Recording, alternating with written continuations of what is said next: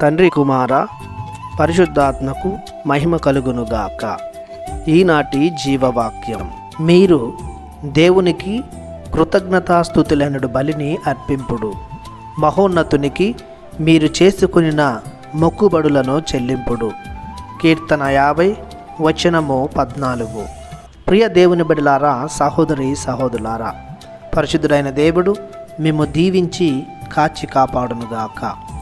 ప్రభువు మెచ్చే బలులలో అతి శ్రేష్టమైనది కృతజ్ఞతా బలి.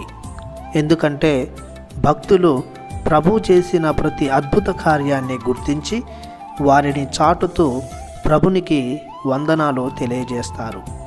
అంటే భక్తులు దైవజ్ఞానం, దైవ భయం, దైవ ప్రేమతో వర్తిస్తూ ఉంటారు.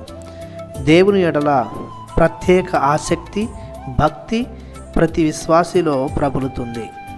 ఇంకా వాక్యం చెబుతున్నట్లు ప్రతి భక్తుడు తాము చేసుకున్న మొక్కుబడులు తప్పకుండా దేవునికి చెల్లించాలి. అనగా ప్రభు ఏ విధంగానైతే తన వాగ్దానాలను, ప్రమాణాలను నిలబెట్టుకొని తన భక్తులను ఆశీర్వదిస్తున్నాడో అలాగనే ప్రతి భక్తుడు కూడా ప్రభు ఎడల ఉన్న భక్తిని, ప్రేమను, మొక్కుబడులు చెల్లించడం ద్వారా దేవునికి తమ యొక్క కృతజ్ఞతలను వ్యక్తపరచాలి. విశ్వాసులు ప్రభువు తమ విన్నపాలను దయచేయటం వలన మొక్కుబడులను చెల్లిస్తుంటారు. మొక్కుబడులు భక్తులు తమ కృతజ్ఞతను తెలియజేయు మార్గాలు.